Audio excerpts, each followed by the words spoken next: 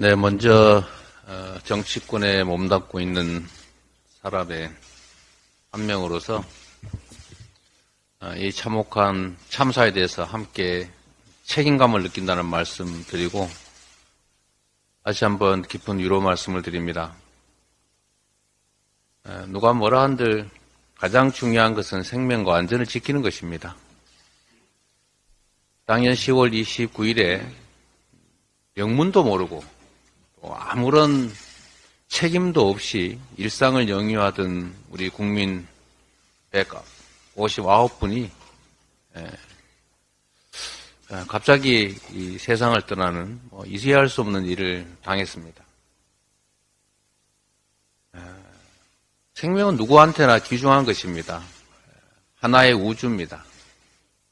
159개의 우주가 무너졌는데도 아무도 책임지지 않는 이 현실이 참으로 참담합니다.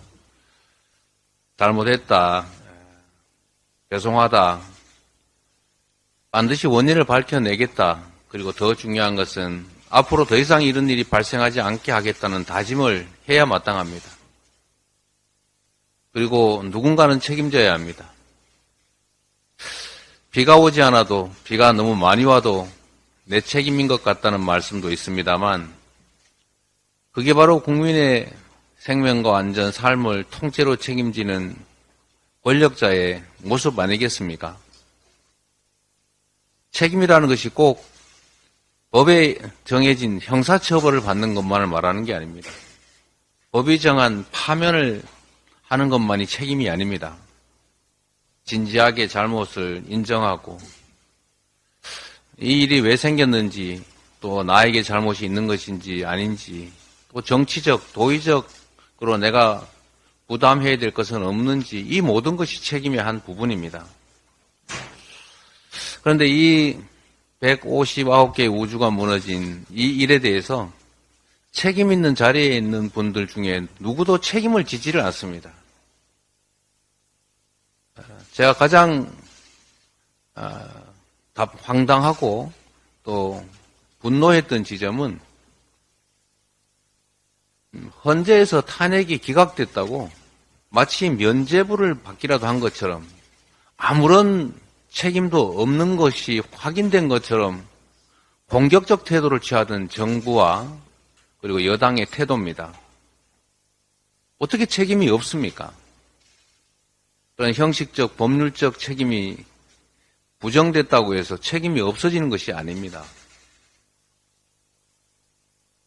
우리가 세월호 참사를 겪은 이후에 우리 사회가 참으로 많은 논쟁을 하고 또 다시는 이런 일이 생기지 말아야 된다고 다짐하고 또 그러기 위한 노력들을 나름은 했다고 생각하지만 결국은 이 어처구니 없는 참사가 또 발생했지 않았습니까? 최근에는 또 오송 지하차도에서 수많은 사람들이 또 그야말로 윤명을 달리하고 말았습니다. 분명한 인재 아닙니까? 왜 이런 일이 반복되느냐? 정확한 원인 규명을 하지 않고 분명한 책임을 지지 않고도 아무 일이 없고 재발 방지를 위한 구체적 대책들을 우리가 충분히 마련하지 않으니 자꾸 똑같은 일이 반복되는 것입니다. 우리 민주당도 부족한 것이 많습니다만 국정을 책임지고 있는 한 축으로서 깊은 책임감을 느끼고 진상규명과 충분한 지원 대책 그리고 향후 재발 방지를 위해서 반드시 참사 특별법을 통과시키겠습니다. 지금도 사실 할 수 있는 일은 얼마든지 있습니다만 저는 정부와 여당이 이 문제를 자꾸 뒤안길로 숨기려고 한다, 밀어내려 한다는 생각을 지울 수가 없습니다. 잘못은 인정하고 다시는 이런 일이 생기지 않게 하는 것이 바로 책임이라는 것을 다시 한번 강조드리고 다시 한번 우리 유가족 그리고 피해자 여러분께 위로 말씀과 또 격려 말씀을 드립니다. 저희도 최선을 다해 노력하겠다는 말씀 다시 한번 드립니다. 죄송합니다.